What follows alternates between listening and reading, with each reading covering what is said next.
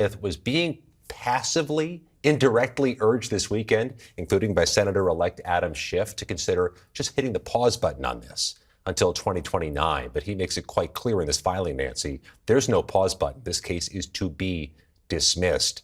Of course, the Supreme Court reviewed this case at length this year over the issue of presidential immunity and granted Trump some version of presidential immunity. Jack Smith went back to a second grand jury, got a second indictment on the same felony charges to bring this case after the Supreme Court's determination.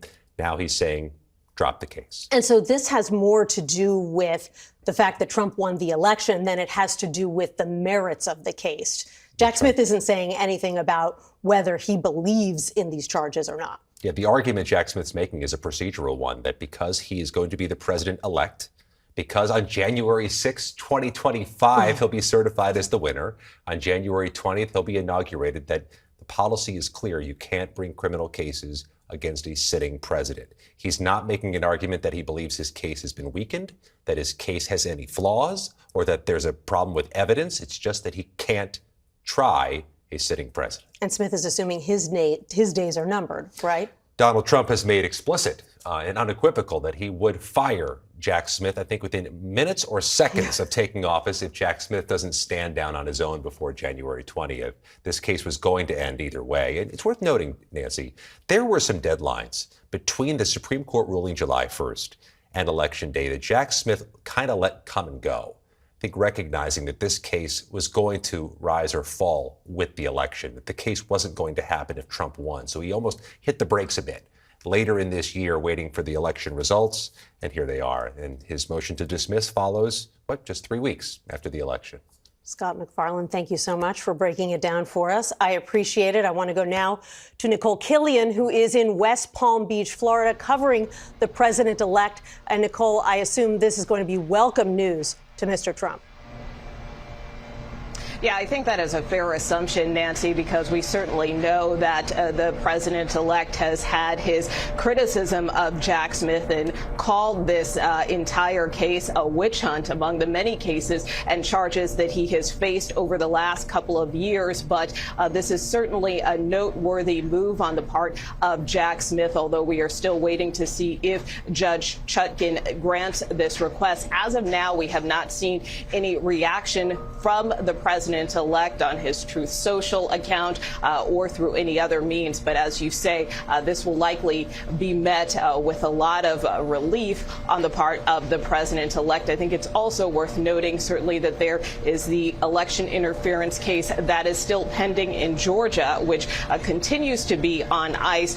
So unclear whether or not this federal case will have any bearing on that state case down in Georgia as well. So one less criminal case to worry about, possibly. Nicole Killion in Florida, thank you. I want to bring in Jessica Levinson, CBS News legal contributor and Loyola Law School professor. Her work focuses on constitutional law, election law, and the Supreme Court. Jessica, so good to have you with us. So does this mean that Donald Trump no longer has to worry about this case at all? It goes away completely? Almost certainly. As Nicole just said, we're going to wait for Judge Chutkan, the trial court judge here, to say yes or no when it comes to this request to dismiss the case. I think the chances are extremely high that the judge says yes, in part because of all the reasons that Jack Smith lays out in this 6-page filing. In part because there's some question about whether or not she even has the discretion to say no, and frankly, who she could even appoint to continue prosecuting the case. I think all of this points to the idea that Jack Smith and others saw where this was going and decided, for the reasons that you've been talking about, because the president is different from the rest of us, because continuing with a criminal case against a sitting president is something that we have not envisioned, that Jack Smith said, no, I'm dismissing this. As Scott said, interestingly, there's nothing here that says, let's hold it in abeyance. Let's stay until the end of the presidential term. This is, we are dismissing. And therefore, to your question, I think this means this is off of the worry list for Donald Trump, unless there's some strange situation where they would try to refile. I think that would be very unlikely at the end of the presidential term. And Jessica, why do you think that is, that they didn't propose hitting pause? I mean, we saw in the hush money case in New York just a week or two ago that the prosecutors there said, OK, wait, maybe you wait to sentence Donald Trump until 2029. Maybe we just wait for 4 years. But that's not what Jack Smith is saying. That's not. And this is such an important question. And I think it's due to a couple of things. One is where this case is. And Jack Smith is saying even the idea, as we've quickly read this filing, even the idea that this could be hanging over the president's head for the entirety of his administration, that's the type of burden that we want to guard against. Now, where's the New York case? There's frankly, I think, very little hanging over the president's head in comparison. That is a situation where the jury has already convicted him. And the only question is one of sentencing. There's not a question of, will we proceed to trial? What will the trial look like? Will he have to sit as a criminal defendant? And will there be any motion practice during a presidential administration?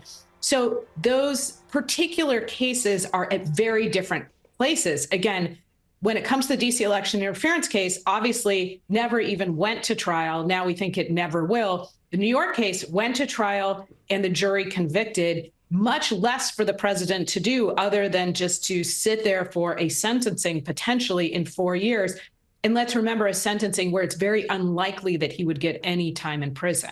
That is such an important distinction, and part of the reason that Jack Smith had been pushing for so long for a speedy trial in this case. Jessica Levinson, legal expert, thanks so much. I want to go now to CBS News senior White House correspondent Weijia Jiang.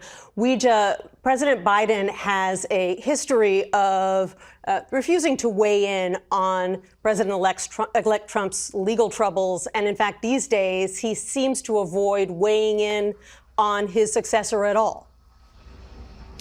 Nancy, that's right. You know, recently, President Biden hosted President-elect Trump here at the White House for a meeting that lasted just about 2 hours. And after that, we have heard very little from President Biden himself about what they spoke about any notes that he passed along, any agenda items that he wanted to focus on, even though we know before this meeting during the campaign, President Biden was very clear and explicit in describing what he claimed were threats that Trump posed, even calling him a fascist at one point. And you're absolutely right. This White House, especially Biden, has gone to great lengths to separate themselves from any of Trump's legal cases, even especially this one and the ones that we have just laid out today. That doesn't mean, though, Nancy, that they haven't expressed their belief that Trump was responsible and played a role in inciting the riots that we saw on January 6th, 2021. That said, so far we have been pinging our White House officials and sources, and they have not weighed in yet on this monumental decision. But on a tangential note, Nancy, I think it is important to remind viewers what President Biden has said about the Supreme Court immunity ruling that would apply to future presidents as they acted in their official capacity. He said it was a dangerous precedent because the power of the office will no longer be constrained by the law, even including the Supreme Court of the United States. But as for this decision by Jack Smith, Nancy, so far we are still waiting to hear from the White House. Weijia Jiang at the White House. Great point. Thank you so much. And breaking news once again, special counsel Jack Smith has moved to dismiss the 2020 federal election interference case against President-elect Donald Trump. He cited a long-standing Justice Department policy shielding sitting presidents from prosecution. Our coverage will continue on CBS News 24/7, your local news, and tonight on the CBS Evening News. This has been a CBS News Special Report. I'm Nancy Cordes in Washington. And back to that CBS News 24/7 coverage of this withdrawal by Jack Smith of what has been a case that has dominated headlines. We just got the words of Jack Smith in that filing. We wanted to share it with you here on CBS News 24/7. Mr. Smith writes, as a result of the election held on November 5th, 2024, the defendant, Donald J. Trump, will be inaugurated as president on January 20, 2025. He goes on to say it's long been the position of the Department of Justice that the United States Constitution forbids the federal indictment and subsequent criminal prosecution of a sitting president. He then goes on to write, that prohibition is categorical and does not turn on the gravity of the crimes charged, the strength of the government's proof, or the merits of the prosecution, which the government stands fully behind. Based on the department's interpretation of the Constitution, the government moves for dismissal without prejudice of the superseding indictment under federal rule of criminal procedure there. But there's a little bit of a distinction there. It's saying because of this federal criminal procedure, as it stands to sitting presidents, they are going to have to follow that. However, Jack Smith writes that this is not to turn on the gravity of the crimes charged, the strength of the government's proof, or the merits of the prosecution, which he continues to say the government stands fully behind. CBS News 24/7 will continue having coverage on this breaking news of that 2020 election fraud case against President-elect Donald Trump, which now is gone. Now let's go right now to Robert Laguerre. He is going to join us for a conversation and continue this. Robert, I thought this was very interesting, that distinction between what is procedure as it is in the Constitution relative to a crime facing a sitting president of the United States, but also Jack Smith getting in a 1-2 punch there saying, we still stand fully behind the charges. Hey, yeah, good afternoon, Reed. Thanks for having me. So in the 6-page filing, you're right. Jack Smith is saying he and his team stand by the merits of the case, but point to Justice Department policy saying that a sitting president can't be prosecuted for a federal crime. This is a long-standing policy that the Justice Department has held, previously ran into during the Mueller investigation. And so this is long-standing department policy. We expected this based on our reporting here at CBS News. We expected that Jack Smith was going to be winding down these cases, the 2 cases he has against President-elect Trump. In these cases, in this D.C. case, he alleged 4 counts that he charged, amounting to what he alleged was a scheme to stay in power after the 2020 election. The other case is in Florida. That's a case in which Trump previously faced dozens of counts related to his alleged illegal retention of national defense information, classified documents, and obstructing an investigation. That case was already dismissed. Jack Smith is now appealing that dismissal, basically on grounds that he says that he was illegally appointed, disagreeing with the previous court's ruling. He's appealing that. We're waiting for his decision there and what he's going to do. But here at CBS News, we're reporting that he's working on winding down that case as well. And so what we expect is that Smith is going to likely file something similar, saying we stand by the case, we stand by the legality of our charges, but in the end of the day, we can't bring this case anymore because he is the president-elect. And Robert, our viewers today are going to be hearing this phrase a lot, hold in abeyance. Why will this not be held in abeyance, and what does that mean? Oh, there's Nicole Killian. Robert, we're going to talk to Nicole Killian in just a minute, but I'll let you answer that question. Oh, so no, feel free. All I was going to say was this is not going to be held in abeyance because the former president is now the president-elect. And so what's happening now is the Justice Department is moving to dismiss these charges outright. And so this is something they can't hold these charges anymore because, as we've been talking about, the prosecution will no longer be happening. And Robert, does this mean that this just goes away forever? It does. At the moment, it does. That's right. So what we do expect is that Jack Smith will be resigning from his post at the end of this presidential term, Joe Biden's term. He was appointed in 2022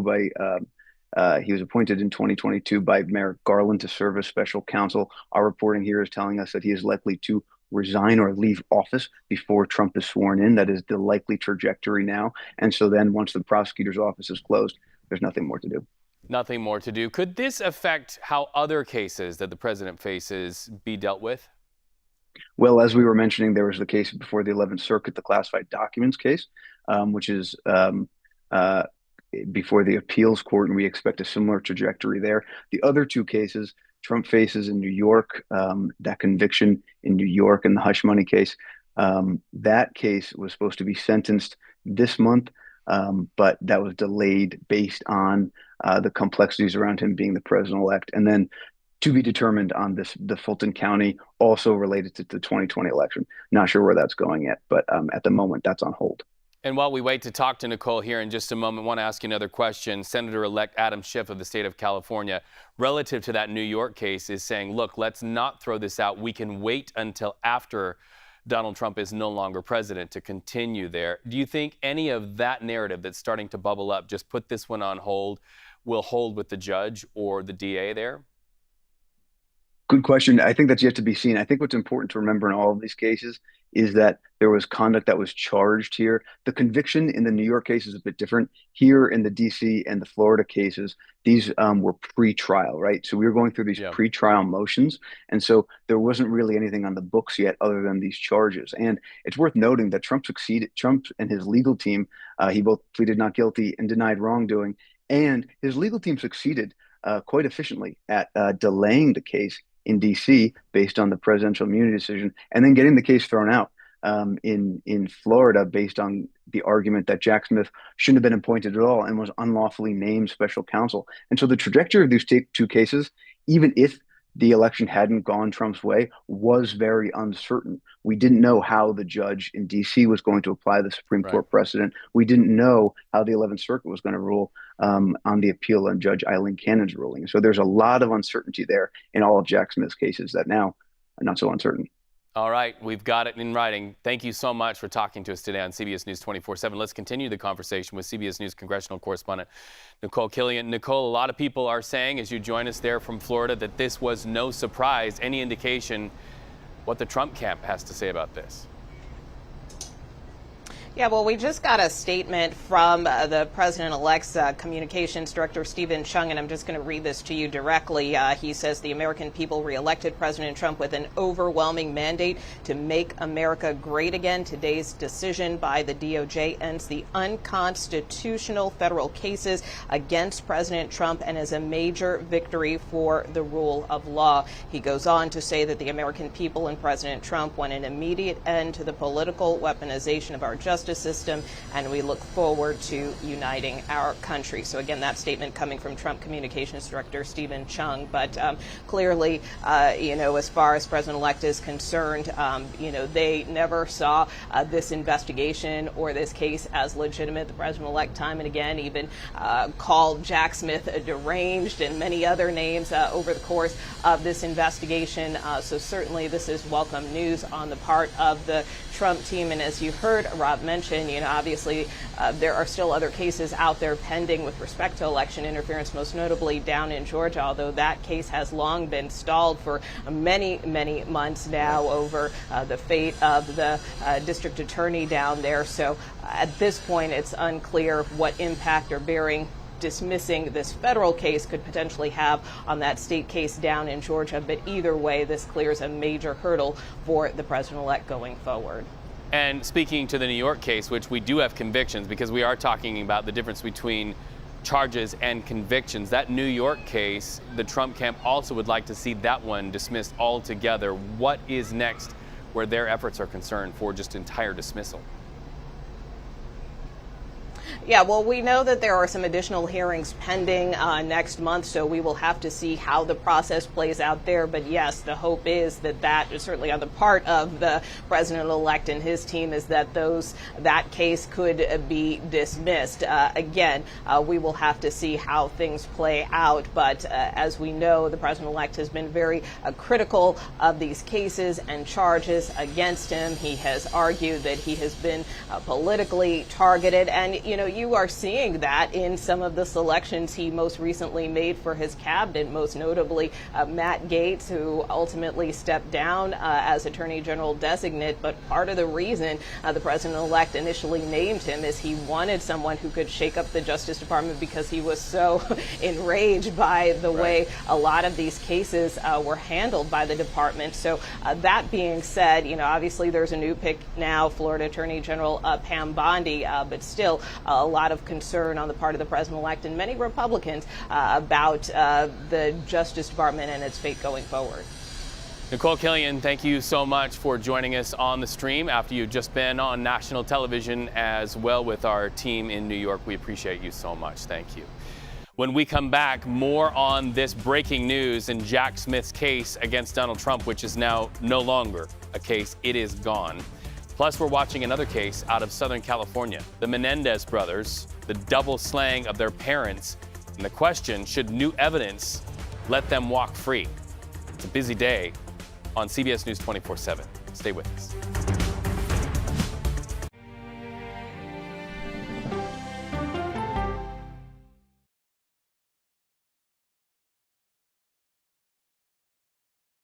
to the ends of the earth Right now. We got something crazy. and reach for the stars. Here we are. Time. Yes, it's my comeback. Hey, this is pretty fun. But wait, there's more. Experience thought-provoking, Welcome to the idea of being a human being. innovative, and truly original reporting. Look through a telescope and go, wow. Because there's always something new under the sun on CBS Sunday morning. At this moment, terrorists could be plotting another attack. 9/11 triggered a counter-terrorist system that included a secret database. This person needs a closer look. A growing list of nearly 2 million people, including some Americans who say they're innocent. For 1 hour flight, I have to spend 6 hours to go and come back. CBS Reports explores the system, the people responsible for it, and those pushing for change. I'm not fighting against them. I'm fighting for them to do the right thing. The Watch List, now streaming on the free CBS News app. Don't miss true crime anytime you want, anywhere you go. With the 48 Hours podcast. Real crimes, real lives, real justice. There's some questions that have to be asked and need to be answered. Listen to 48 Hours on Apple Podcasts. An original documentary from CBS Reports. Imagine yourself in Manhattan with no police, no army, no mayor. The people of Haiti stare down poverty, corruption, natural disasters, and violence. 90% of the guns that are used by gangs in Haiti are American guns. But with an unbreakable spirit and eternal optimism. There are days where I cry, but we can't be discouraged. We still believe in Haiti. They're still able to look ahead with hope. Haiti is on the brink of transformation, a radical shift. Nations are coming together and saying things must change. Fighting for Haiti, now streaming on the free CBS News app. Hey there, welcome to The Uplift. I thought she was a groom, and I stepped back and I went, oh, you're the queen. She's going to be with me every instant that I'm alive. I just wanted to see if you'd go to Disneyland with me today. I look over at him and he's smiling. I'm going to remember that the rest of my life. They told us when he was going to be born, he was only going to live for 30 minutes. It's really a miracle that he's with us today. The Uplift. Stream now on the free CBS News app. When you wake up in the morning, we want to be your go-to team. On our places, bright, shiny faces. I don't go to work in the morning. I go for coffee with my 2 good friends, and we talk about the world. Your morning routine just got better. CBS Mornings. A CBS News investigation. People looking for love, finding their life savings gone. This could happen to anybody. And sometimes losing their lives. Anything for love. Now streaming on the free CBS News app.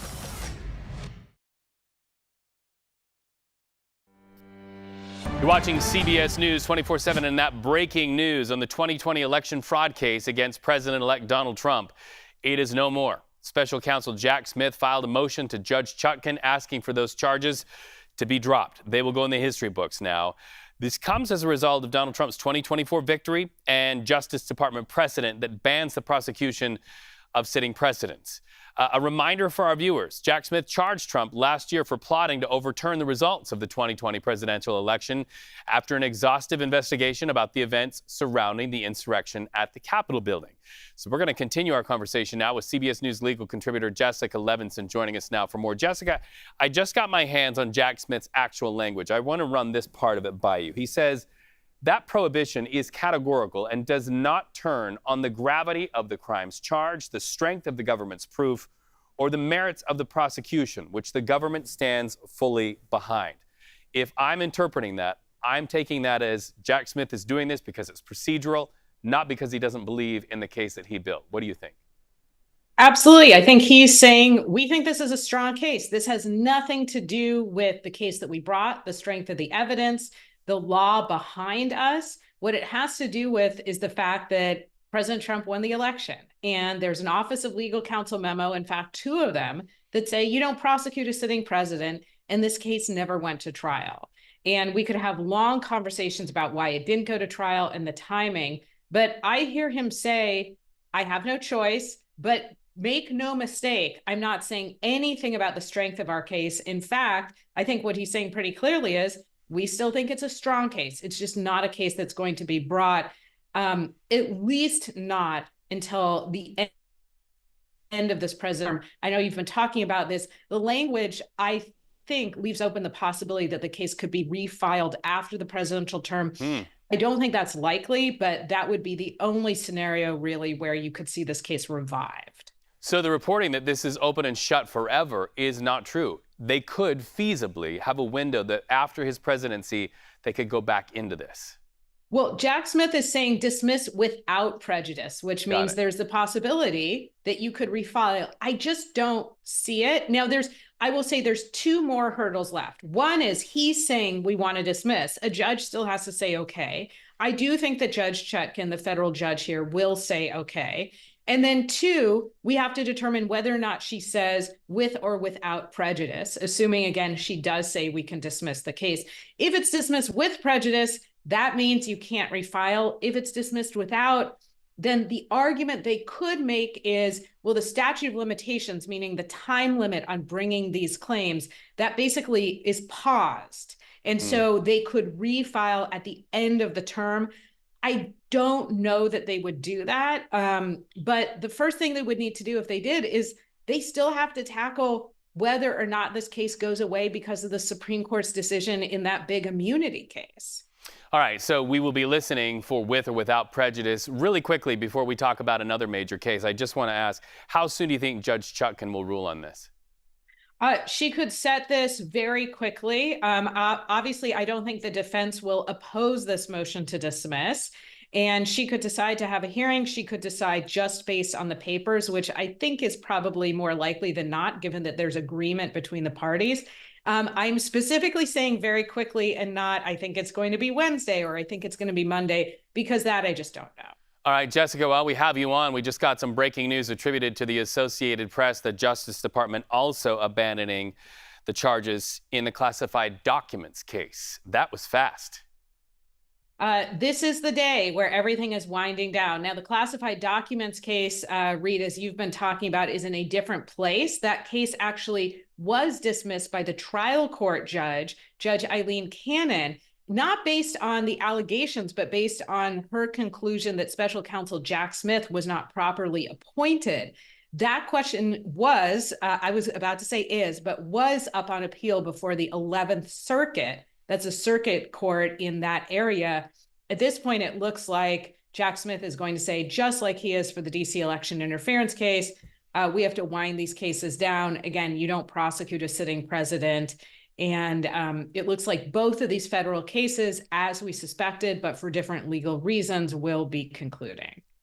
So, Jessica, we have about 40 seconds left in show. These are two very big dominoes to fall in the favor of the president-elect. What will this do to the other cases, just by way of a messaging standpoint, to others who have the power to decide the fate of the other cases he's facing? So I actually don't think anything to a certain extent, because these are the federal cases. The Georgia case, I think, goes away for other reasons, but partly because you're not going to, as a state, bring a case against a sitting president. And the New York case has already concluded. So that's just really a question of sentencing. Sorry. Jessica Levinson, it's always great to talk to you. Some major breaking news here on CBS News 24/7.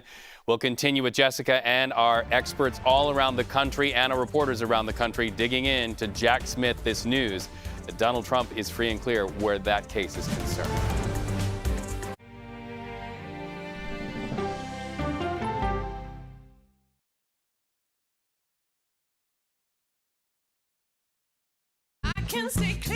CBS Mornings Plus, clearly more news, more smart conversation. More money-saving tips, more recipes. More uplifting ways to get you on your way. Plus, more sports, more weather. Clearly, more CBS Mornings. Plus, sunshine in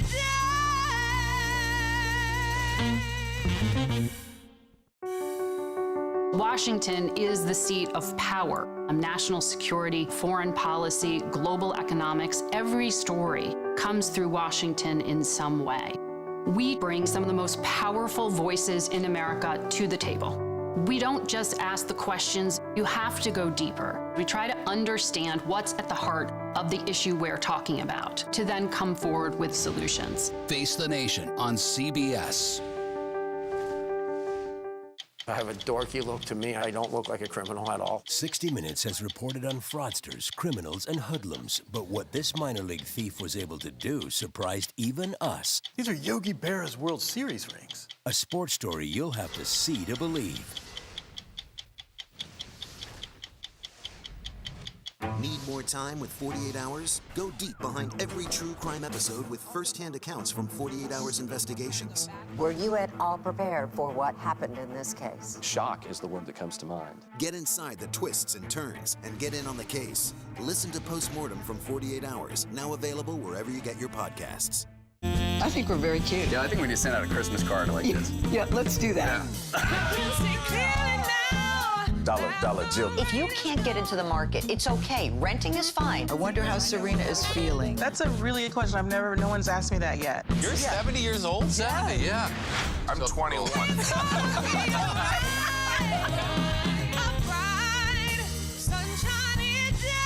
We'll see you 7 o'clock sharp. Sunday morning, the Music Man, T-Bone Burnett, plus Ted Danson and Martha Stewart with Just the Recipe. Listen for the trumpet. I report from a lot of war zones, but I don't really take the same risks. He's one of the bravest war correspondents 60 Minutes has ever met. But it's his relationship with his mother that you will remember. Plus, the robots making marble masterpieces in Italy. As a kid growing up in Chicago, there was one horror movie I was too scared to watch. It was called Candyman. But did you know that the movie Candyman was partly inspired by an actual murder? Listen to Candyman, the true story behind the bathroom mirror murder, wherever you get your podcasts. The CBS News original 60 Minutes opens its archives. Pretty loose for a Friday night. Yeah, no, I mean, it's not my first show. With moments you haven't heard before. It's almost more fun that way when you have something to prove. Listen to 60 Minutes, a second look, wherever you get your podcasts. Superstar approaching, superstar approaching. Just get your popcorn and get ready. Come on, Julia. Oh, no. I will if you will. You go down. Yeah, boy.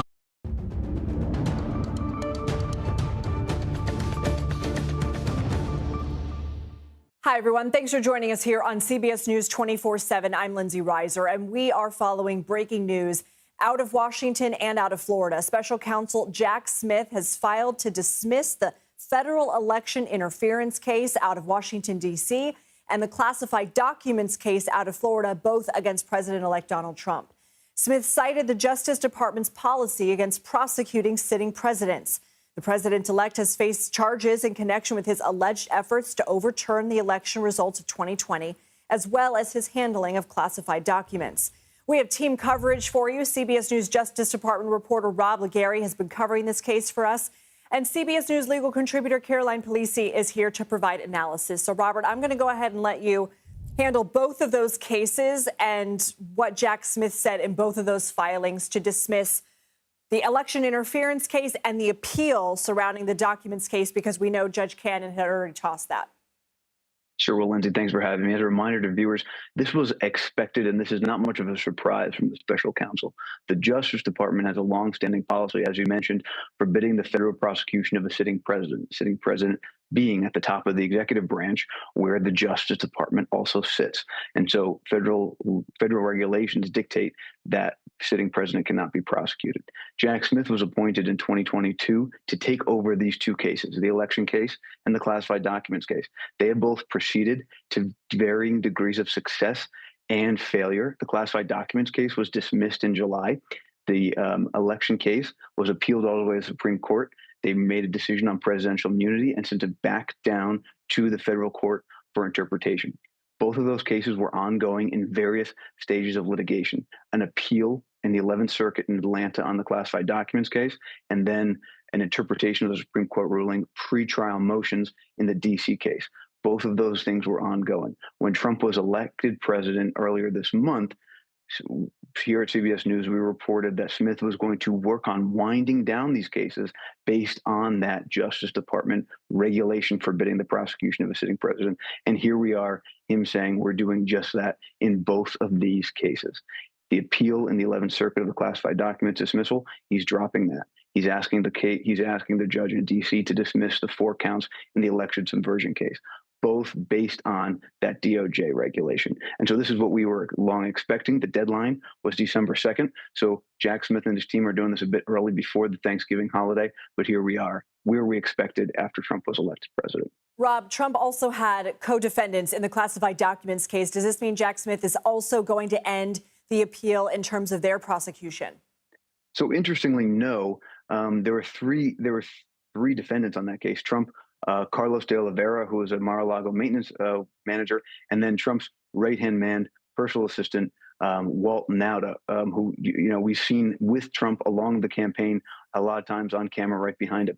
They were both charged in a separate section of the indictment in the classified documents case, tied with Trump to this alleged effort to obstruct the investigation. Like Trump, de Oliveira and Nauta have denied all wrongdoing and pleaded not guilty to the charges.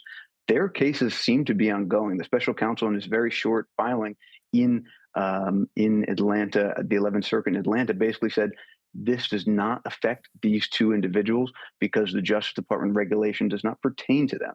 And so it appears that their appeal is going to be ongoing. We reached out to one of the attorneys, or for all of the attorneys for all of those involved, including Carlos de Oliveira, and he told CBS News in a statement that they disagree with this decision, but they said that at the end they believe that this case will ultimately be acquitted and Carlos's charges will also be dismissed. But here it's quite notable that the special counsel is saying we're dismissing this for the president-elect. We are not doing it for his co-defendants. Caroline, what do these filings mean for these cases? Can they be picked up again after Trump's second term in office? One being, of course, the prosecution and one being the appeal. Yeah, well, the short answer is that they won't, even if they could be. They will likely Smith probably would like them to be dismissed without prejudice, meaning they could, if they survive statute of limitations issues, they might be able to be resurrected. However, Trump will effectively nullify that possibility by, I would assume, pardoning himself for those types of issues. These cases simply aren't coming back. But, I think, as noted, it's not simply because Trump said that he would fire Jack Smith within 2 seconds of getting into office. Jack Smith is really following the rules here. And what that is specifically, their Office of Legal Counsel memoranda, one in 1973 and one in 2000, specifically dealing with this question. It is not a law on the books or any type of regulation that says specifically that the prosecution of a sitting president is not allowed to move forward in a criminal context. However, this internal body within the Justice Department has looked at the issue and they've recommended that it not be pursued. And Jack Smith is citing to this Office of Legal Counsel memoranda in both of these filings saying, we understand that this case would effectively be nullified. We could not proceed with this case when he gets into the office of the presidency. And therefore, we're extending sort of the spirit of this memoranda and the constitutional principles embodied in this to presidents-elect. And so they are, quote unquote, winding it down, which is effectively dismissal. But the upshot is that these cases are gone forever, Lindsay. Caroline, something I want to clarify for our viewers, and you said these cases are essentially going away. Can you explain the difference between these cases at the federal level and Trump's conviction at the state level in New York related to those hush money payments, for which, again, we don't know if he's going to be sentenced for that until potentially after his first term, or it could be dismissed? Yeah. Right. Really, really interesting issues here. Some of the same issues here, but as you noted, because they are on a state level and Jack Smith, who is obviously the special counsel appointed at the federal level looking into specific crimes and bringing charges against Trump, they have nothing to do with each other.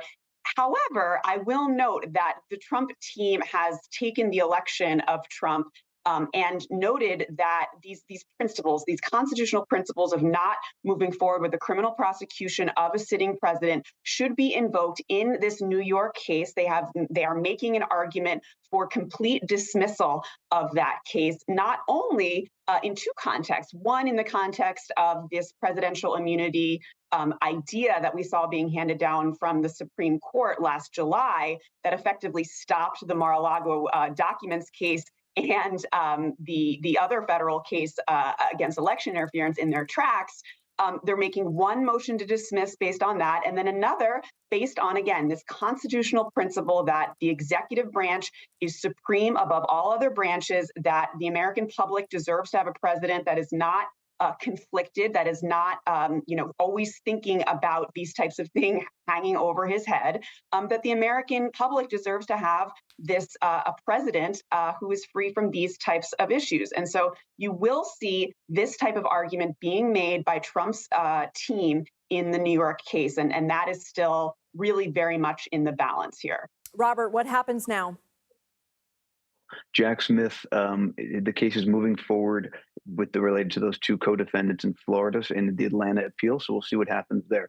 But here at CBS News, our reporting is that Jack Smith, in winding down these cases, is likely going to end his term as special counsel before President-elect Trump is inaugurated on January 20th. At the end of a special counsel investigation, when everything is closed, they write a report, submit it to the Attorney General, and by regulation, under the special counsel regulations that dictate how this process works within the Justice Department, they have to then, that report has to be submitted to Congress. There's also an unclassified version that can be released publicly once it goes through the entire intelligence community clearance process. Attorney General Merrick Garland has pledged, since he became Attorney General almost 4 years ago, that any special counsel report that is completed under his tenure would be released to the public. He has done that twice now, once in special counsel John Durham's investigation into the 2016 investigation, and then in the Robert Hur investigation into President Biden's handling of classified documents. And so if history is going to dictate what happens next, we should expect potentially a report released by the Justice Department at the end of Jack Smith's investigation as well. Robert Legary and Caroline Polisi, thank you both so much. President-elect Donald Trump has completed his picks for the top positions in his incoming cabinet. In total, it took him 3 weeks for him to announce his picks. Trump named several new selections in recent days, including Brooke Rollins for Secretary of the Department of Agriculture, hedge fund manager Scott Bessent for Treasury Secretary, and Republican Congresswoman Lori Chavez DeRemer as Labor Secretary. Now his picks will likely head to the Senate for confirmation. Here's what Maryland's Democratic Senator Chris Van Hollen told our Margaret Brennan on Face the Nation. Look, my view is this is what the vetting process is all about, the hearing process. The Senate, of course, under the Constitution, has the job of advising and consenting on nominations, and I take that responsibility very seriously. I've been troubled by some talk that President-elect Trump wants to short-circuit that constitutional approach using this recess appointment device, and it will be really important that the new Republican leader in the Senate uphold the Senate's prerogatives under the Constitution and not try to do an end run. CBS News political reporter Katrina Kaufman is covering the president-elect for us in West Palm Beach, Florida. Katrina, President-elect Trump's cabinet is nearly complete. What are we learning about this weekend's picks and their qualifications? Hi, Lindsay. Great to be with you. So you were just speaking about a few of his picks. He made 9 on Friday alone, a 10th on Saturday, and one who's been getting an especially positive reception is Scott Bessent. He's a hedge fund manager, and the markets have responded well to his selection. Another one is, as you mentioned, Congresswoman Lori Chavez DeRemer. She's someone who's viewed as pro-labor. The president of the Teamsters even went on X to thank Trump for appointing her, saying that he was putting his words into action. With Brooke Rollins, we know that she will be the Secretary of Agriculture nominee. She actually grew up on a farm, has a BA in agricultural development, Lindsay. And several Trump cabinet picks, including Pete Hegseth for Defense Secretary and Tulsi Gabbard for Director of National Security, have come under a lot of scrutiny. What steps is the Trump transition team trying to take to get them confirmed, and how likely is it that it will happen? Lindsay, we're seeing that the Trump team is really trying to facilitate these nominees who are both surrounded by some controversy. Last week, J.D. Vance even went with Pete Hegseth to the Hill to meet with senators there, where our correspondent Nicole Killian asked him point blank about an accusation against him that he sexually assaulted a woman back in 2017. Hegseth has maintained his innocence against these charges. Now, with Tulsi Gabbard, we may see a similar move. Concerns about her relate to her dealings with meeting with Syrian President Assad. She's been accused by some of being a Russian asset. But, Lindsay, really, if you look historically, there's only been 12 times where a nominee was not confirmed by the Senate, where they were rejected.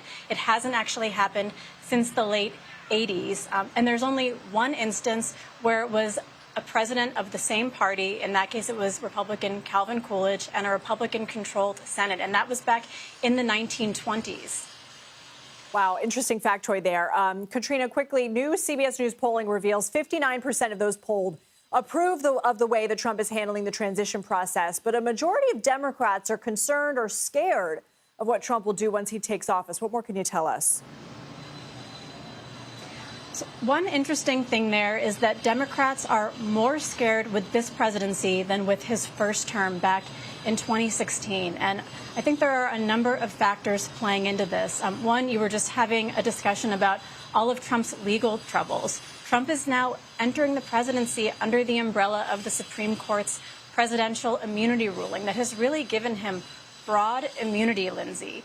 There are also promises he made on the campaign trail, such as the fact that he said that he's going to be a dictator on day one, that he's going to start mass deportation, his talk of his vendetta against those that he feels has wronged him.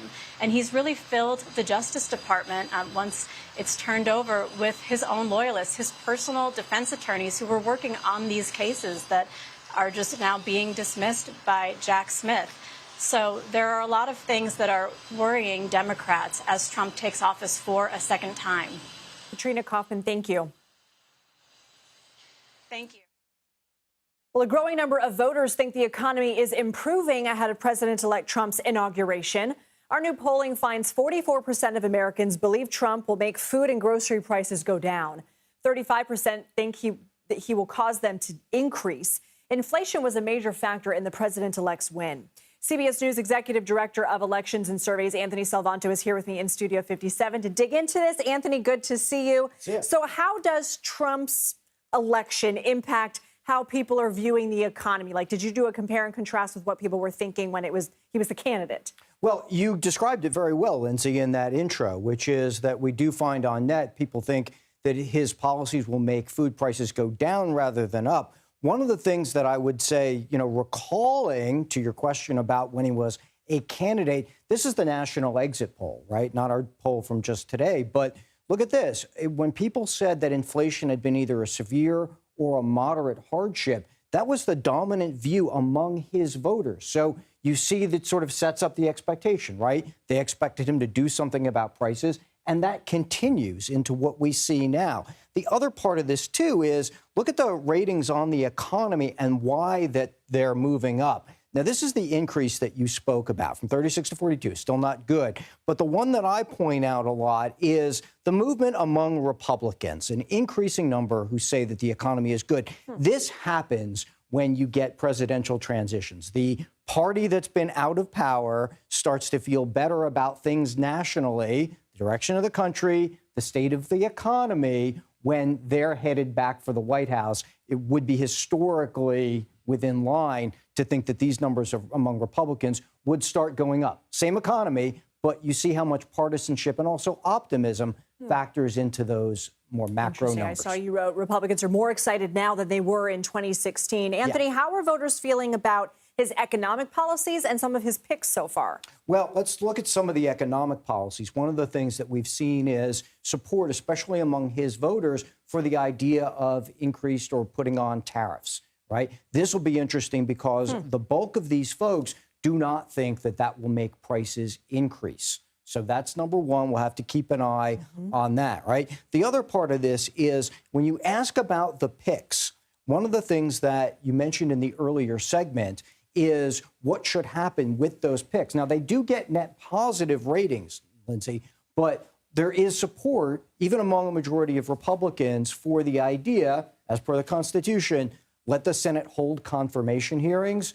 Don't just let Trump appoint people without those hearings. So people still have that institutional perspective going on there. Okay. Anthony Salvato, always appreciate you. Thank you. Sure. Charlotte airport workers are on strike ahead of the expected Thanksgiving holiday rush. They're protesting what they call unlivable wages. Members of the Service Employees International Union clean airplane interiors, remove trash, and escort passengers in wheelchairs. Their employers, ABM and Prospect Airport Services, have said they would, quote, take steps to minimize disruptions from any demonstrations. Well, nearly 80 million Americans are expected to travel this week, according to AAA. The busiest days for flying are expected to be Wednesday and Sunday. The latter could set an all-time record. One traveler at Washington's Reagan National Airport pointed out things are already looking busy. It could be hectic. As I'm looking at you, I'm seeing it start to fill up here as well. And so I think it's one of those things where people are, everyone wants to go spend some time with loved ones and family. And it doesn't matter when you leave, it's always going to be a lot of traffic, a lot of volume as well. According to AAA, flight costs are up about 3% this year. That's clearly not stopping people from taking to the skies for Thanksgiving. The Menendez brothers' fight to be freed returns to a courtroom in California today. We're there with a look at the arguments and what the judge is considering. And burglars have targeted football and basketball players recently. We're talking to a national security expert about their tactics and the FBI investigation into whether a specific crime ring is behind it. You're watching CBS News 24/7.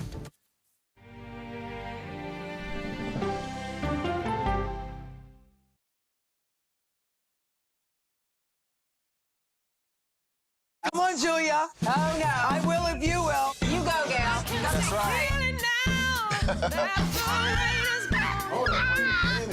Let me see if you can find me. I want to make sure that my voice is heard, but also that I lift up other voices. You can't write a better script. Yeah, boy! It's gonna be a ride. Sunshine down. We'll see you 7 o'clock sharp.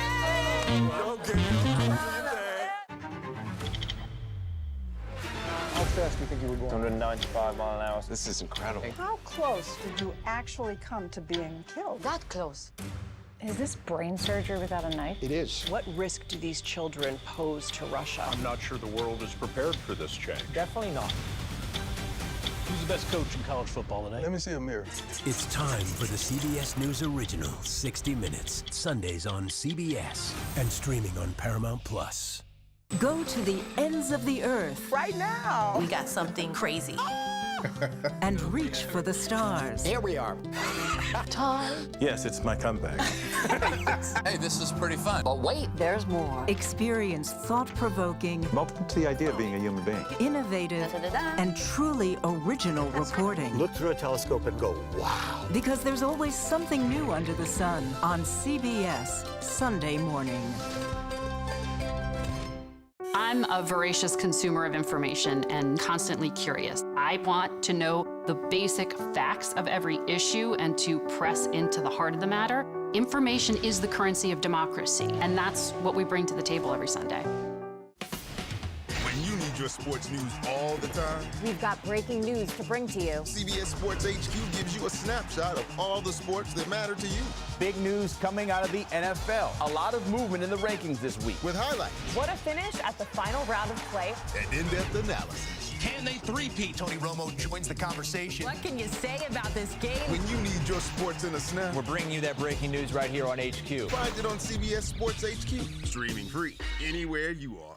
At this moment, terrorists could be plotting another attack. 9/11 triggered a counter-terrorist system that included a secret database. This person needs a closer look. A growing list of nearly 2 million people, including some Americans who say they're innocent. For 1 hour flight, I have to spend 6 hours to go and come back. CBS Reports explores the system, the people responsible for it, and those pushing for change. I'm not fighting against them. I'm fighting for them to do the right thing.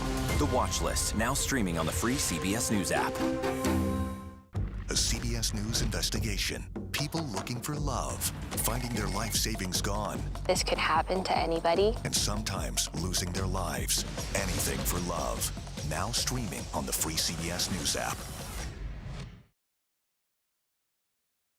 The Menendez brothers are appearing virtually before a judge today, nearly 30 years after they were sentenced to life in prison for murdering their parents.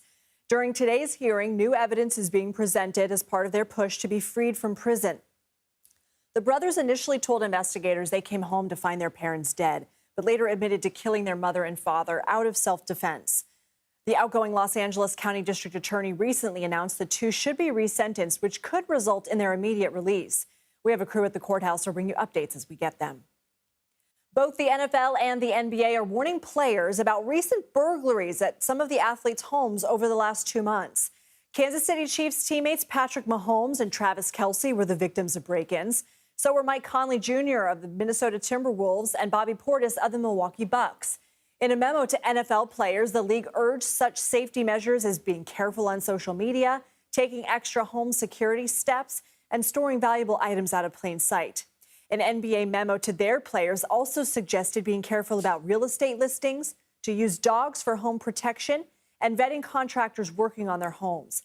For more on this, let's bring in Samantha Vinograd. She is a CBS News national security contributor who formerly served as the Assistant Secretary for Counterterrorism and Threat Prevention at the Department of Homeland Security. Sam, I remember when this email came in to my inbox, I was shocked because you'd think these athletes must have such tight security. Are they being targeted? Now, the FBI told the NBA that the robberies are connected to transnational South American theft groups. You've been responsible for policy regarding such organizations. So who are they? What tactics are they using? Well, Lindsay, when we think about transnational organized criminals, or TOC, we have to keep in mind that these are highly sophisticated organizations. They have highly sophisticated tools for reconnaissance, highly sophisticated logistics, and highly sophisticated tactics for accomplishing their crimes. These are not naive actors that decide to launch an attack on the spur of the moment. These transnational organized criminals take their time picking targets. They develop very detailed operational plans, and they launch sophisticated operations. So it is incredibly prudent that the sports leagues, working in close cooperation with federal and state and local law enforcement, are warning players to be more careful when it comes to both their public personas as well as the actual security measures at their homes. I mean, Sam, you've worked directly with sports leagues on security issues. So this leads me to my next question. Why are they such prime targets? Is it just them? Is it all celebrities? Well, they're prime targets for two reasons. Number one, it is very obvious that these are high net worth individuals. Many of these players broadcast on social media the valuable assets that they have at their homes, like jewelry or cars. And so it's very obvious that criminals will have a lot of bang for the buck if they're able to infiltrate these individuals' residence.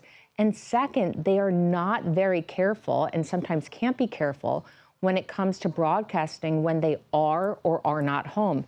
These players have very public seasonal schedules for when they're at out-of-town games. So it's obvious to criminals when they're not going to be home, and perhaps when their residents may be more vulnerable to attack. And that's exactly why law enforcement is warning them, as well as the sports leagues, to think about what they're putting out publicly, but also to enhance the security measures at their homes to keep all of their assets safe.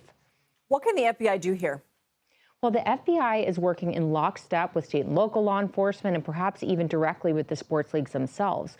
What the FBI will be doing in coordination with other federal departments, like the Department of Homeland Security, is looking into which transnational criminal syndicate is responsible, and then seeking to make arrests after a thorough investigation, both here in the homeland, as well as potentially overseas, where these transnational organized criminals are based. Now, I will tell you from experience, that is often a global effort. You cannot just investigate and arrest the individuals here in the homeland perpetuating the actual attacks, but you have to go to the source and try to address the folks in charge that are directing and condoning these very sophisticated operations.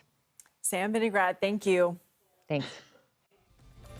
Coming up throughout the afternoon on CBS News 24/7, conspiracy theorist Alex Jones is taking The Onion to court, accusing the satirical publication of fraud in its purchase of Infowars. We're at the courthouse with a look at the arguments. Remaining, and we'll bring you updates as they come in. You're watching CBS News 24/7.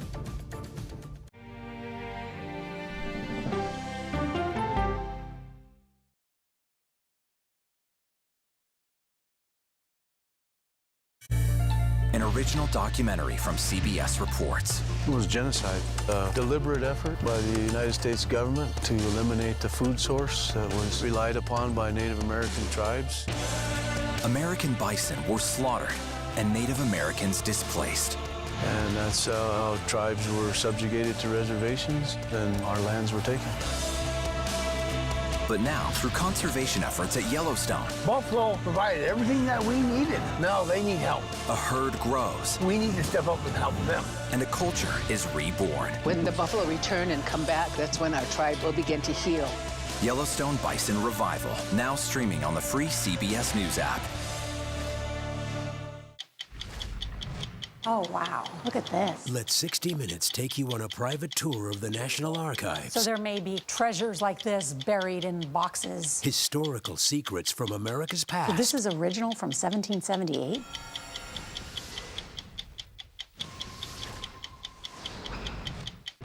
This case. It's like a screenplay, something straight out of Hollywood. But it's not fiction. It's 48 hours. Human remains found this week. 4 families shattered. There's no physical evidence. The mystery would haunt investigators for years. There's some questions that have to be asked and need to be answered. Like a John Grisham novel. A gripping true crime original. 48 Hours, now streaming on the free CBS News app. When you wake up in the morning, we want to be your go-to team. On our places. Bright, shiny faces. Nate has one of the quickest minds I've ever seen. Put me in the game, coach. Tony has a way of making people feel comfortable. The best interviews feel like it's just a conversation with a neighbor. Hey. Gail has this unbelievable knack to ask a question that is the question that you're asking at home. I've been told I could talk to a tree, and that's pretty much true. I don't go to work in the morning. I go for coffee with my 2 good friends, and we talk about the world. Your morning routine just got better. CBS Mornings, weekdays at 7. I'll see you in the morning. Listening to how someone explains themselves is so key to understanding their perspective. The grief of losing a child is immense. You can't breathe. After decades of the war on drugs, things have only gotten worse. Every shipment of fentanyl is a ticking time bomb. 50 times more powerful than heroin. CBS Reports goes deep into Mexico. What is your role in the Sinaloa cartel? To find out why the cartels keep getting stronger and wealthier. This is a war, but we're not fighting it. Our citizens are dying. Funding Cartels, now streaming on the free CBS News app.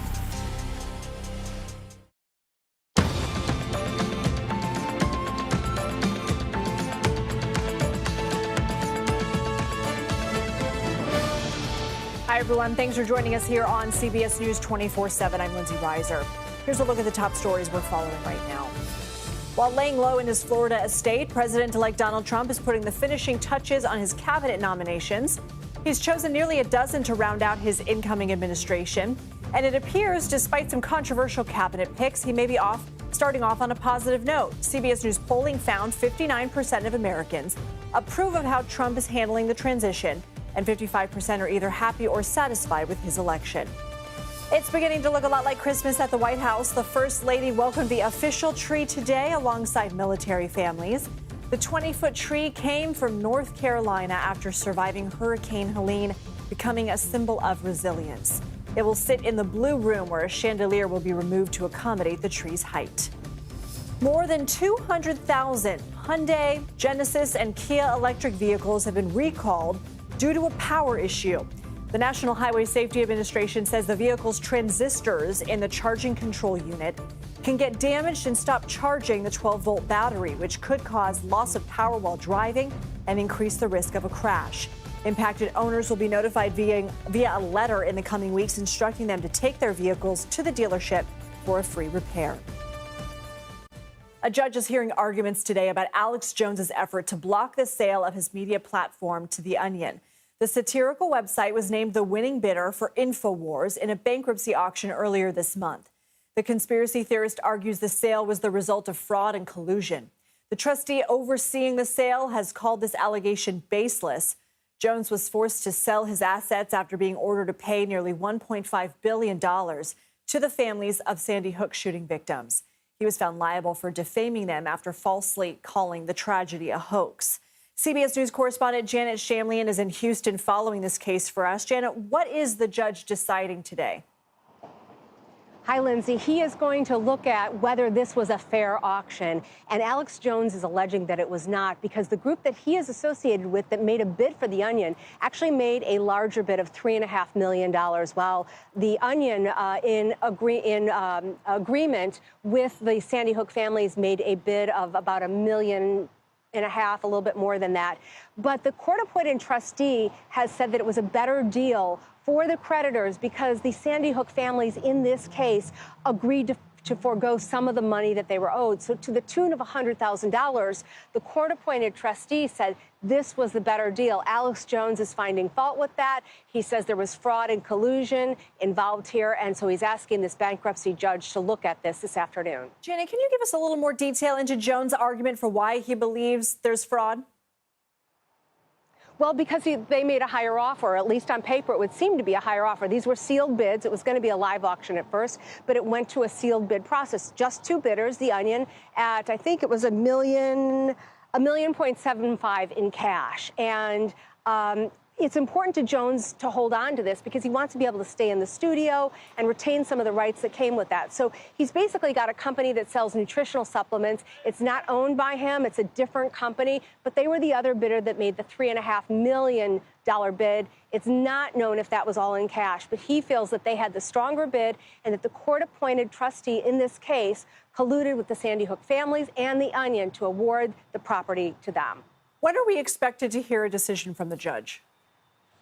So we don't know if he's going to issue a decision today or just hear the arguments. And I have to say, this is just a procedural hearing here in federal court. He's got a couple of options here as well, Lindsay. What he can do is he can let The Onion proceed with the sale. He can order a new auction altogether, or he can award it to this other bidder. Those are pretty much the three choices. We don't know if the decision will come here today. And Janet, one more question. You mentioned that this sale to The Onion has the support of some of the Sandy Hook families, but not all, correct? That's correct. And they see what he's trying to do here. Those who support him. He wants to make it into or The Onion wants to make it into sort of a comedy website and have no association with Sandy Hook. Okay, Janet Shamlian, thank you.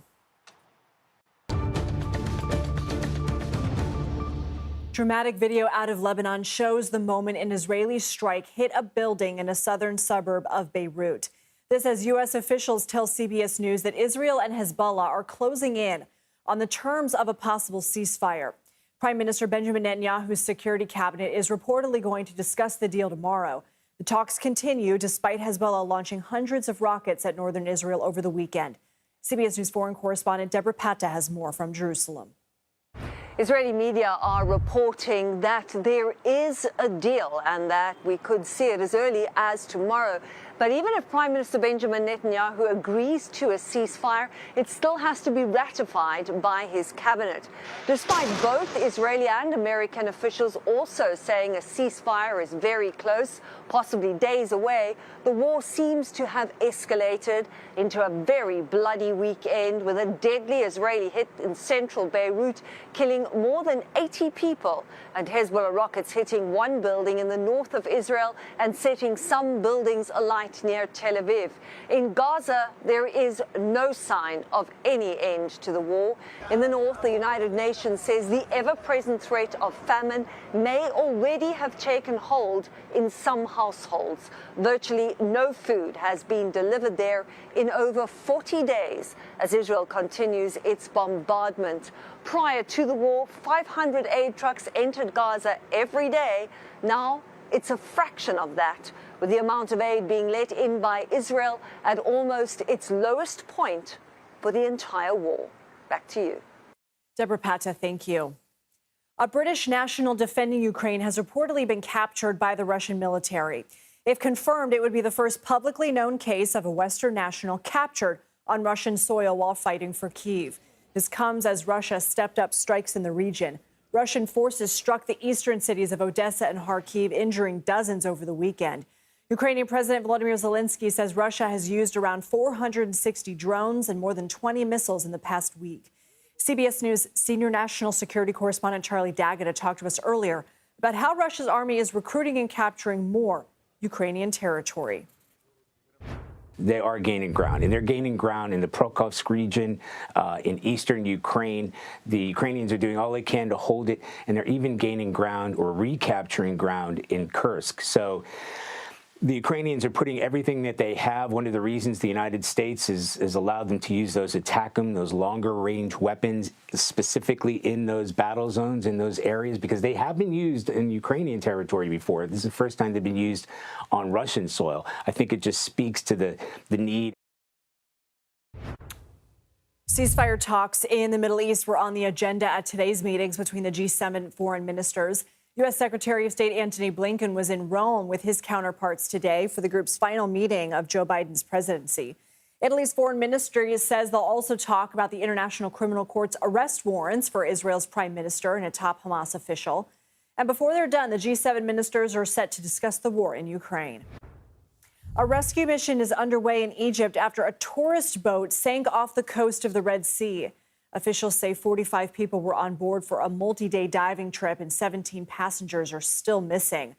A distress call was reportedly sent early this morning before the ship went off the radar. 16 people are dead and several more are missing because of flash floods and a landslide that swept through Indonesia this weekend. Rescue workers used excavators and farm equipment to sift through the rubble in the North Sumatra province. Torrential rain brought down mud, rocks, and trees across the hilly district, wiping away several homes and destroying some farms.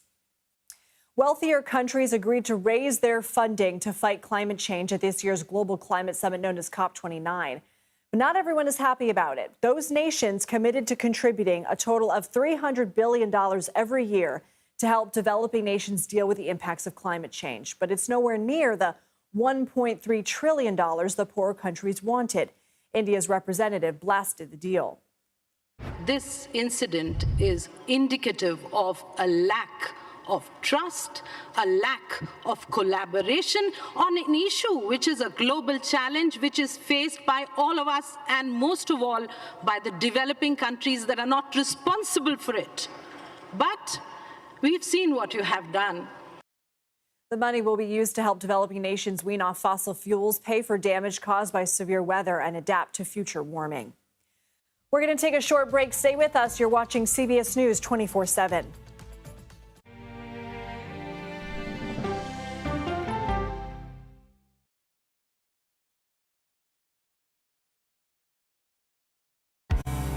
An original documentary from CBS Reports. That desired farm, it's a wonderful place to raise your children, and it still is. Promises broken. Black Americans have been the target of racism and discrimination pretty much from the time they acquired ownership in the land.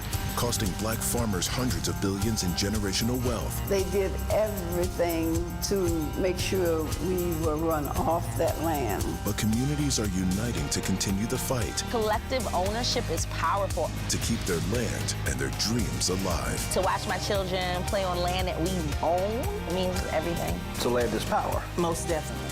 40 Acres and a Mule, now streaming on the free CBS News app.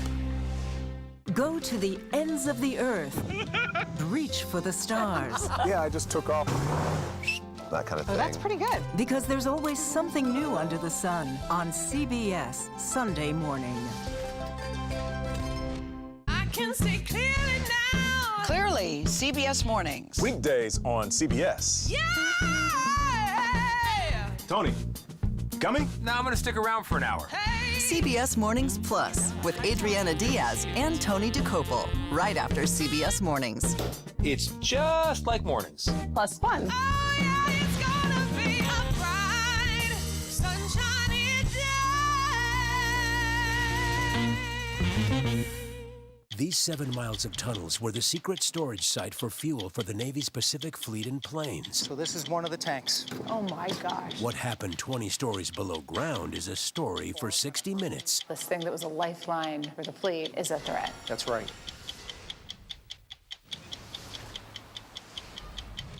I'm Erin Moriarty of 48 Hours, and of all the cases I've covered, this is the one that troubles me most. Listen to Murder in the Orange Grove, the troubled case against Crosley Green, wherever you get your podcasts. An original documentary from CBS reports. AI is among the most world-changing technologies ever. Curing diseases, scientific breakthroughs, making lives better. It can help us with medical discoveries, scientific discoveries, doing better agriculture, having cures for things like Alzheimer's. It's also going to really transform the way we work. The uplifting potential of artificial intelligence is limitless. It gives you a friend, somebody to chat with 24/7 that is non-judgmental. He makes me feel loved and desired. And so are its downfalls. The problem with all this AI is that it's unpredictable and uncontrollable. The choices we make now will have lasting effects for decades, maybe even centuries. The ChatGPT revolution, now streaming on the free CBS News app. Sunday morning, a visit with the Wayans at Papa's house, plus affairs of state with the diplomat, and in praise of pigeons. Listen for the trumpet. A scary scene overseas in Turkey. The engine of a plane traveling from Russia caught fire after it landed Sunday. 95 people were on board. All the passengers and crew were safely evacuated. You can see them here frantically escaping the plane. The pilot made an emergency call a little after 9:30 p.m. local time. Airport rescue and firefighting crews quickly put out the fire. No one was hurt. Charlotte airport workers are on strike ahead of the expected Thanksgiving holiday rush. They're protesting what they call unlivable wages. Members of the Service Employees International Union clean airplane interiors, remove trash, and escort passengers in wheelchairs. Their employers, ABM and Prospect Airport Services, have said they would, quote, take steps to minimize disruptions from any demonstrations. Well, nearly 80 million Americans are expected to travel this week, according to AAA. The busiest days for flying are expected to be Wednesday and Sunday. The latter could set an all-time record. One traveler at Washington's Reagan National Airport pointed out things are already looking busy. It could be hectic. As I'm looking at you, I'm seeing it start to fill up here as well. And so I think it's one of those things where people are, everyone wants to go spend some time with loved ones and family. And it seems it doesn't matter when you leave, it's always going to be a lot of traffic, a lot of volume as well. According to AAA, flight costs are up about 3% this year. That's clearly not stopping people from taking to the skies for Thanksgiving.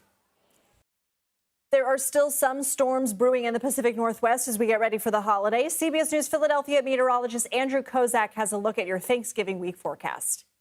Welcome to a busy week of travel ahead. We're going to start things off at the beginning of this week with mostly sunny skies and pretty easy conditions across the plains, central portion of the country. We do have some showers, some rain, and across California, the mountain area, Sierra Nevada, 2 to 3 feet of snow. That's going to spread across Utah and Colorado, impacting areas across travel for I-70, I-80. On Thanksgiving Day, in the Northeast at a glance, we'll have a cold, steady rain. Blast of chilly air in the northern plains, but dry from the basically Canadian border all the way down to Texas, and will finally dry out in the west, including California, Utah, and over toward Colorado, and seasonable temperatures will return. Big travel day for your Tuesday. We'll have mostly sunny skies across the central plains. We will also have some morning rain in the Northeast. By Wednesday, it's a much better travel day, save for areas like Chicago, St. Louis, where we will have a little bit of rain. So if you have connections in those areas, might want to give yourself a little extra time. On Thanksgiving Day, though, most of the country will say east will have a little bit of rain. We're talking about a front across the East Coast. Meantime, the western two-thirds of the country looking very nice with mostly sunny to partly cloudy skies. Have a safe travel week, everybody. Andrew, thank you. We have a lot more news ahead. Stay with us. You're watching CBS News 24/7.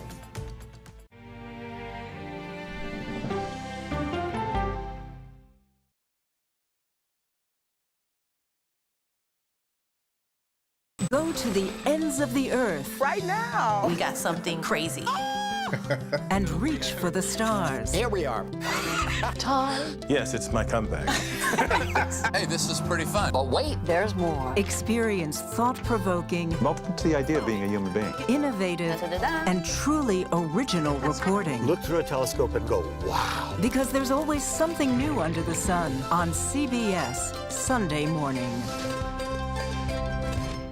At this moment, terrorists could be plotting another attack. 9/11 triggered a counter-terrorist system that included a secret database. This person needs a closer look. A growing list of nearly 2 million people, including some Americans who say they're innocent. For 1 hour flight, I have to spend 6 hours to go and come back. CBS Reports explores the system, the people responsible for it, and those pushing for change. I'm not fighting against them. I'm fighting for them to do the right thing. The Watch List, now streaming on the free CBS News app. Don't miss true crime anytime you want, anywhere you go. With the 48 Hours podcast. Real crimes, real lives, real justice. There's some questions that have to be asked and need to be answered. Listen to 48 Hours on Apple Podcasts. An original documentary from CBS Reports. Imagine yourself in Manhattan with no police, no army, no mayor. The people of Haiti stare down poverty, corruption, natural disasters, and violence. 90% of the guns that are used by gangs in Haiti are American guns. But with an unbreakable spirit and eternal optimism. There are days where I cry, but we can't be discouraged. We still believe in Haiti. They're still able to look ahead with hope. Haiti is on the brink of transformation, a radical shift. Haitians are coming together and saying things must change. Fighting for Haiti, now streaming on the free CBS News app. Hey there, welcome to The Uplift. I thought she was a groom, and I stepped back and I went, oh, you're the queen. She's going to be with me every instant that I'm alive. I just wanted to see if you'd go to Disneyland with me today. I look over at him and he's smiling. I'm going to remember that the rest of my life. They told us when he was going to be born, he was only going to live for 30 minutes. It's really a miracle that he's with us today. The Uplift, stream now on the free CBS News app. When you wake up in the morning, we want to be your go-to team. On our places, bright, shiny faces. I don't go to work in the morning. I go for coffee with my two good friends, and we talk about the world. Your morning routine just got better. CBS Mornings. A CBS News investigation. People looking for love, finding their life savings gone. This could happen to anybody. And sometimes losing their lives. Anything for love. Now streaming on the free CBS News app. Both the NFL and NBA are warning players about recent burglaries at some athletes' homes over the last 2 months. Kansas City Chiefs teammates Patrick Mahomes and Travis Kelce were victims of break-ins. So were Mike Conley Jr. of the Minnesota Timberwolves and Bobby Portis of the Milwaukee Bucks. In a memo to NFL players, the league urged such safety measures as being careful on social media, taking extra home security steps, and storing valuable items out of plain sight. An NBA memo to their players also suggested being careful about real estate listings, to use dogs for home protection, and to vet contractors working on their homes. For more on this, let's bring in Samantha Vinograd. She is a CBS News national security contributor who formerly served as the Assistant Secretary for Counterterrorism and Threat Prevention at the Department of Homeland Security. Sam, I remember when this email came in to my inbox, I was shocked because you'd think these athletes must have such tight security. Are they being targeted? Now, the FBI told the NBA that the robberies are connected to transnational South American theft groups. You've been responsible for policy regarding such organizations. So who are they? What tactics are they using? Well, Lindsay, when we think about transnational organized criminals, or TOC, we have to keep in mind that these are highly sophisticated organizations. They have highly sophisticated tools for reconnaissance, highly sophisticated logistics, and highly sophisticated tactics for accomplishing their crimes. These are not naive actors that decide to launch an attack on the spur of the moment.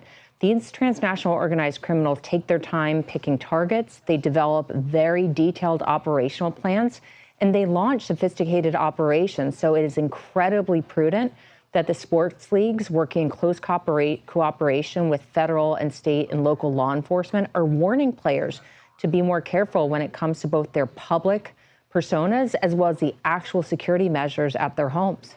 I mean, Sam, you've worked directly with sports leagues on security issues. So this leads me to my next question. Why are they such prime targets? Is it just them? Is it all celebrities? Well, they're prime targets for two reasons. Number one, it is very obvious that these are high net worth individuals. Many of these players broadcast on social media the valuable assets that they have at their homes, like jewelry or cars. And so it's very obvious that criminals will have a lot of bang for the buck if they're able to infiltrate these individuals' residence. And second, they are not very careful and sometimes can't be careful when it comes to broadcasting when they